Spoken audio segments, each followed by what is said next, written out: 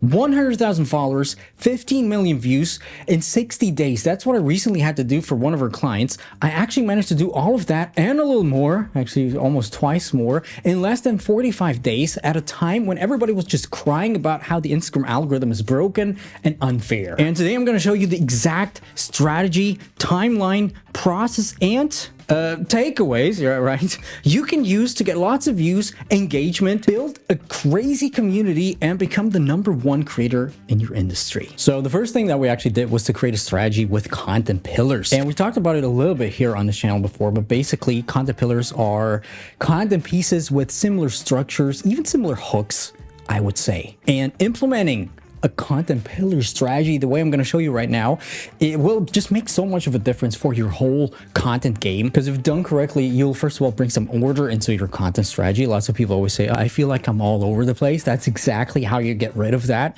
Also, we're going to collect, using these pillars, the data that we need for our data-driven content framework, which is the framework that we install with all of our clients. Because after a while, we're going to need to assess which of these pillars is going to work, which of them is not going to work, and then maybe why, and then we're going to switch some things out. And this is how we're going to handle ourselves up. And this is exactly what we did with this account. We started doing heavy research into the niche, into the industry, to see if there's maybe something that we can already use to craft our initial content pillars with. And here's what happened. We didn't find anything.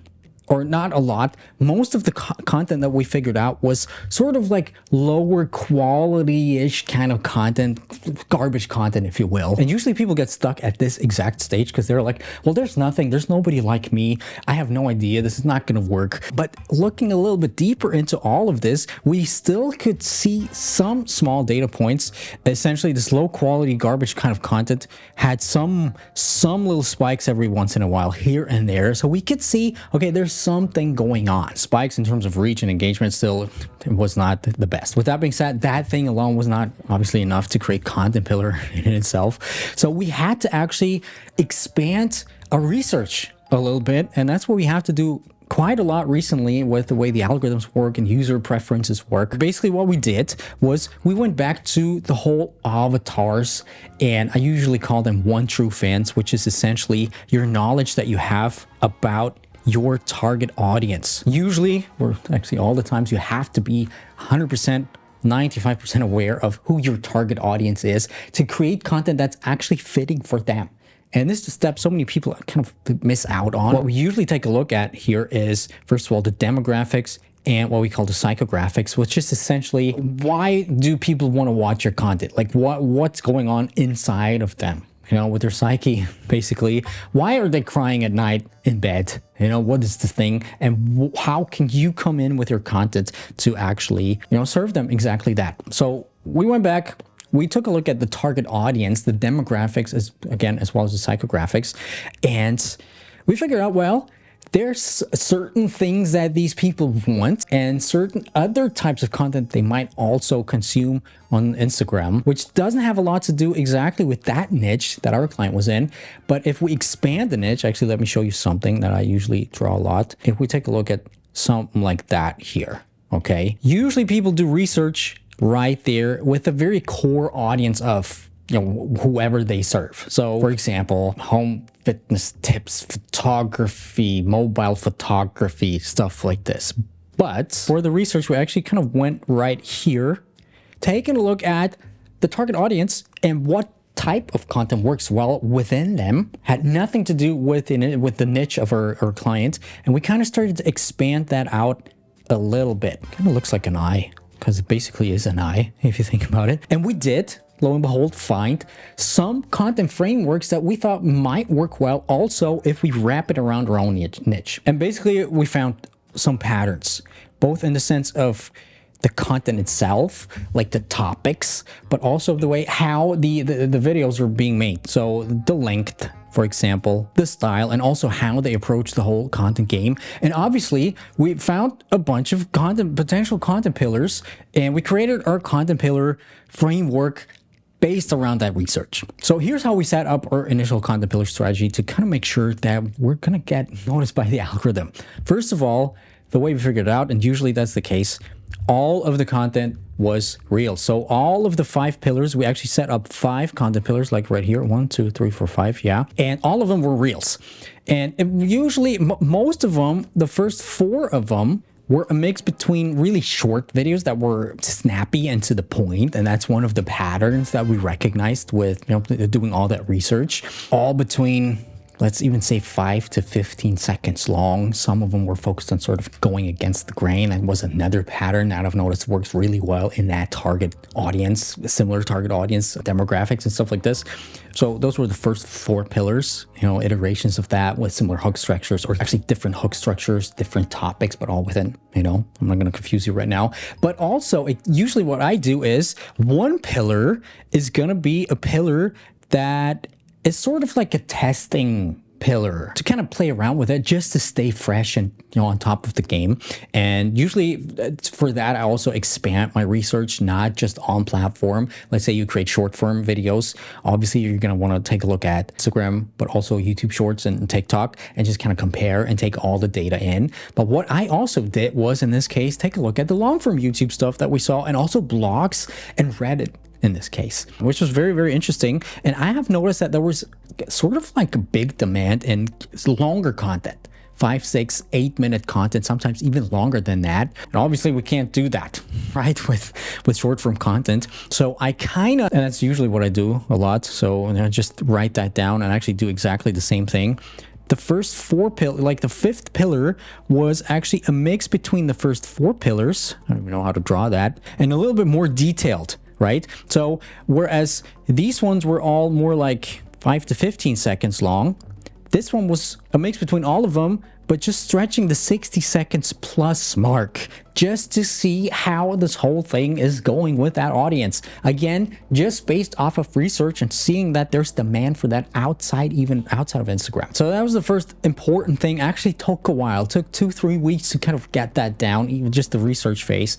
And I would strongly advise you to do a similar thing, because your whole strategy and the whole growth builds off of that, right? And only after that, I started to post. So how can we get a new account off the ground based off my data? Usually by posting a lot initially. And usually the more you post, the better it is. So the second thing was to actually post and execute. And first of all, I actually started to post twice a day for around 1 to 2 weeks. That's what I sometimes recommend people, not all the time, depending on what's going on. Again, this one was a very, you know, special client, and the objective was to grow as fast as possible, because, by the way, they didn't really believe in social media, and I kind of wanted to prove it. Now, I started posting twice a day. Guess what's up?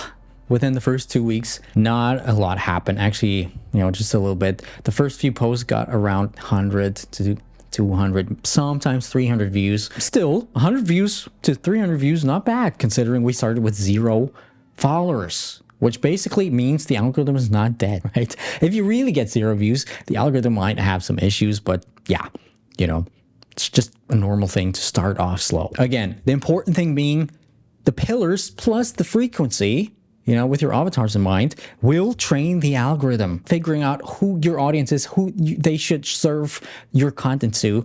And that's the most important thing. And that can take sometimes months. You know, usually not, but sometimes it can take, you know, multiple weeks to months to make the algorithm understand what your content's about. And that's the only objective that you have right now. You don't want to blow up right from the beginning. This can't be a lot of bad things happen if people blow up right off the bat, which is actually really important, and more important than a lot of people might think, because especially at the beginning, a lot of people have sort of a barrier, especially if you don't have a lot of followers, because they see your followers and they're like, I don't want to follow, because why? You know, it's just a small account trying to do something.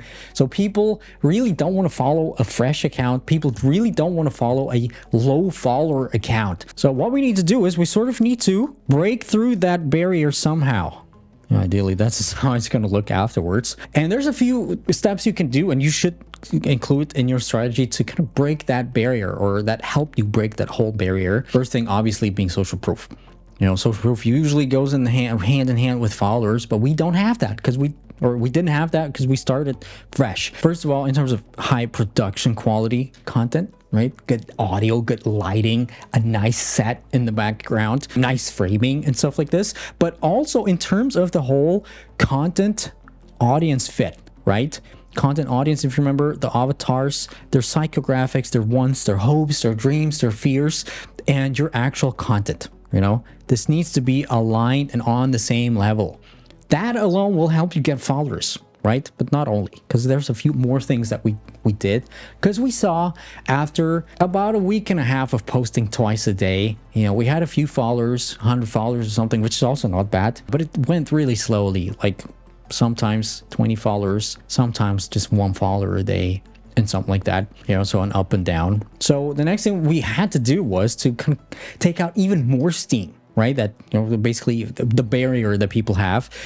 And we made it clear in the bio that this was a new account, a fresh account. And we also made clear what type of content they could expect going forward in the coming months and weeks, because people just like to know what they're in for. They see, okay, it's high quality, great content to the point, exactly the content that they want. Plus, then they see, okay, it's a fresh account. So sometimes just that sort of reverse psychology where you're like, well, I'm a new account, I'm just trying to make things work. Suddenly they flip kind of the notion, the stance that they have against somebody with not a lot of followers. And then we also obviously implemented a story highlights sort of strategy where we essentially brought them through, you know, the same thing, making them aware what's going on, what they can expect, who you are, what the account was struggling with too, to kind of make them understand, well, you were in it, you're a professional content creator. And that's exactly what we did. And just that alone, paired with the content, obviously, of course, got us moving pretty quickly. And we started getting some steam, right? Initially, like I said, we posted twice per day for about 2 weeks, 2.5 weeks. And then we actually reduced it to, you know, just because it was a lot of work.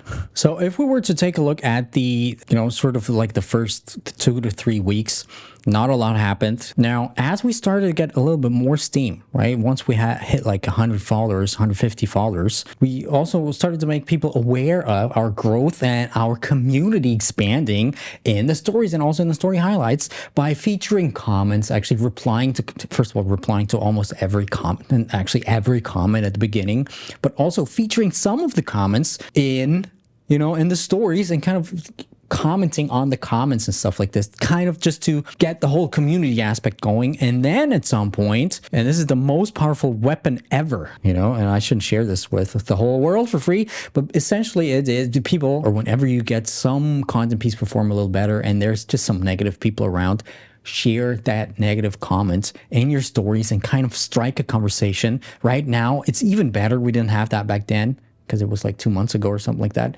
But right now, people can also comment on your stories. So that's going to help you a lot more with this whole thing. But share the negativity and kind of start a conversation among your followers. And this is what actually really started to propel things further and further. And we could see things are starting to, you know, move. That was around, you know, 3 weeks in. Something like that. And because we knew what we're in for, because the content pillars were set up, the whole bio was structured in a way, everything was structured in a way that eventually we're going to have millions of views, ideally fast.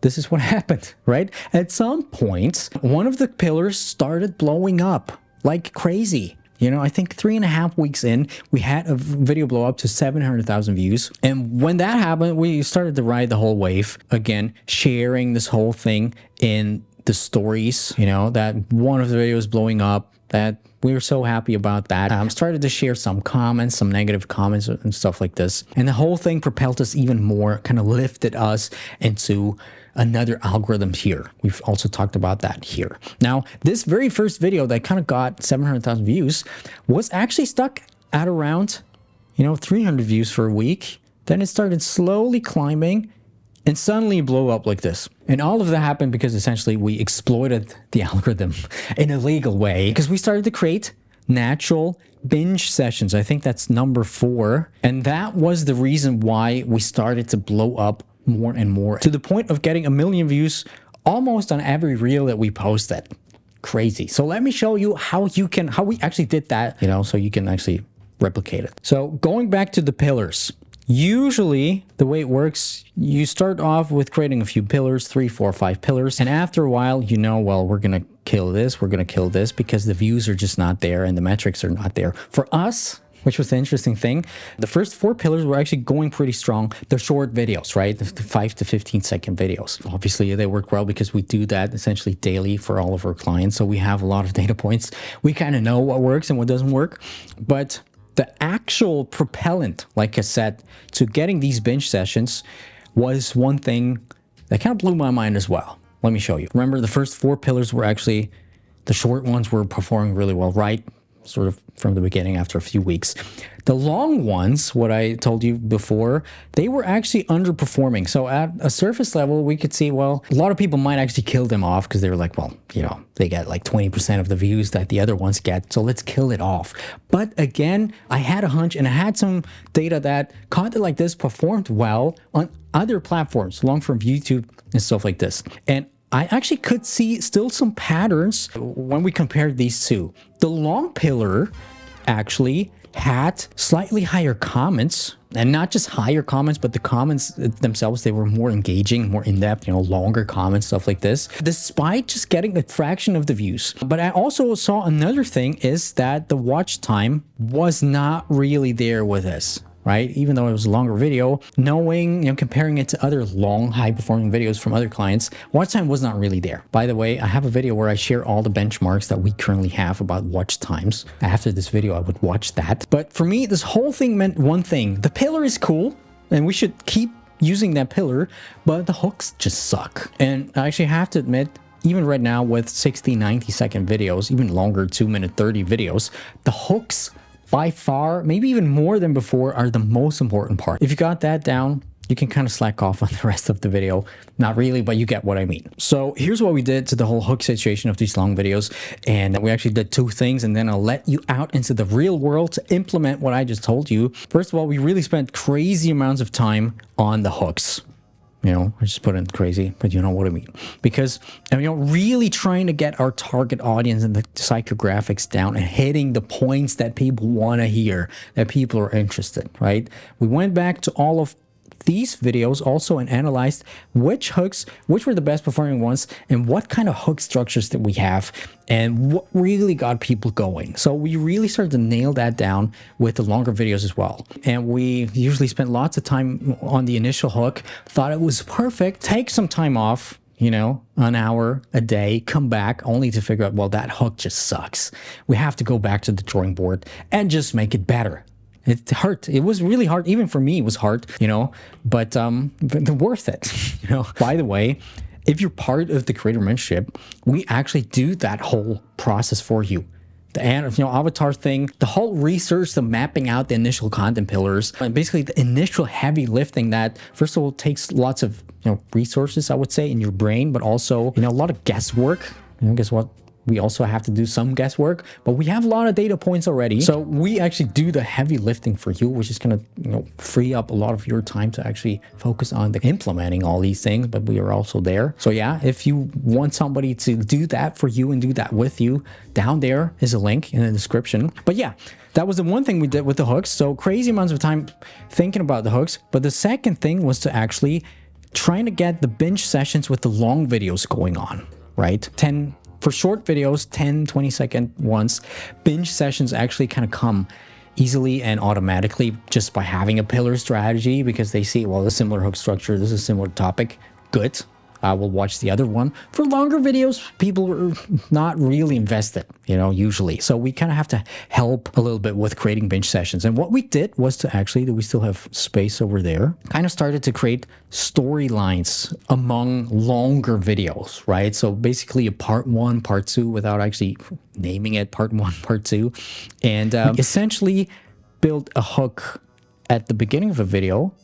And at the end of the video, we put a second very strong hook, similar to that, what I call crazy hook at the beginning, to set up another sort of second storyline, kind of to make him wonder what's going to happen next or what's the next step, right? Basically a cliffhanger, like what the TV shows do all the time. So first of all, by doing that, by having this crazy hook there and then having a second hook, people watch all the way until the end. And then once they're at the end, they're like, oh, no, there's another thing. I want to now know the other thing. And then people are going to wait sometimes for your next video to drop. You're going to get way more comments. And once the video drops, people come flooding to your content because they just want to, get their, I don't know what, satisfied, right? And once we started doing that, in addition to all of these other things, this is when we really started to snowball the whole algorithm thing all the way up. And instead of just, our goal was 15 million views, we actually got around 28 million views within the first 6 to 7 weeks. And yeah, this whole thing essentially changed the whole business of my client. Now, if you want us, me and my team to actually help you do exactly that, again, we'll do some of the things, or if you just want to learn how to do that and implement that, visit the link down below, fill in the application, and we'll actually take a look at your content right now. We'll hop on a call, and then we will discuss actually where we can kind of see potential trends and potentials. And the other thing, which I would strongly advise you to do, is to watch this video next, because I'll show you some of the strategies that work right now, working off of what we just talked about. For example, exactly the metrics, benchmarks, and other sort of hacks that we just implemented recently for some of our clients that made them blow up, similar to this. So watch this right now. Don't sleep on it, because usually these things change quite fast.